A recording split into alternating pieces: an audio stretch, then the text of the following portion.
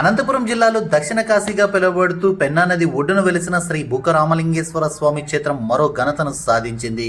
ఈ ఆలయ గోపురాన్ని ఆంధ్రప్రదేశ్ ప్రభుత్వం 10వ తరగతి పాఠ్యపుస్తకాలపై ముద్రించింది.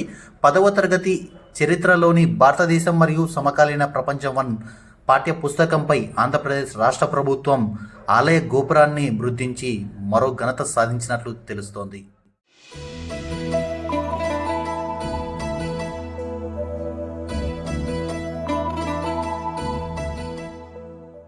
తాడిపత్రి పట్టణంలోని పెన్నా నది ఒడ్డున వెలిసిన శ్రీ బుగ్గరామలింగేశ్వర స్వామి క్షేత్రం ఎన్నో ప్రత్యేకతలకు నిలవుగా బాసిల్లుతోంది.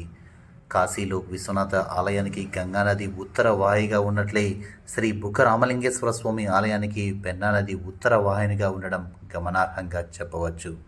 అలాగే కాశీ ఆలయం ప్రక్కనే శ్మశాన వాటిక ఉన్న రీతిలోనే ఇక్కడ క్షేత్రానికి పక్కన కూడా శ్మశాన వాటిక ఉండడం కూడా మరో గమనార్హంగా చెప్పవచ్చు. శ్రీ బుగ్గరామలింగేశ్వర స్వామి వారికి దక్షిణ ముఖంగా వెలిసి ఉండడంతో ఆలయ దక్షిణ కాశీగా ఖ్యాతి గడించి చరిత్ర పుటల్లోకి ఎక్కింది.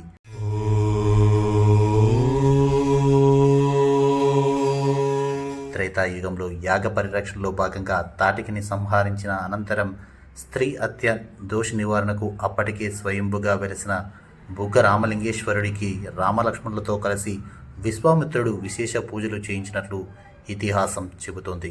లింగోద్భవ స్థానంలో శ్రీ బుగ్గరామలింగేశ్వర స్వామి లింగం నుంచి నిరంతరం నీరు ఉబికి వస్తుండడం మరో విశేషంగా చెప్పవచ్చు.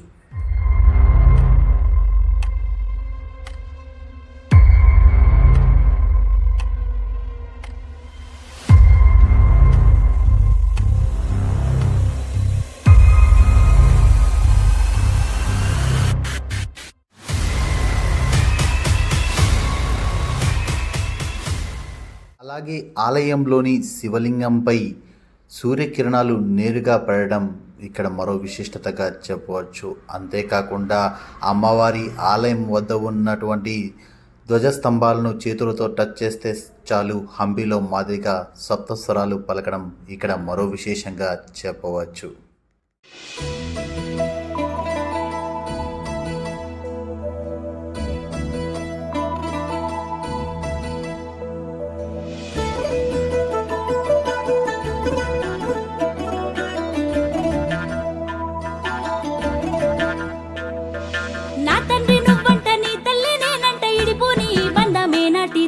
జంగమయ్యా ఓ జంగమయ్యా నాకంట నువ్వంట నీ ఇంట నేనుంట సాగేటి తొవ్వ ఎందాకనో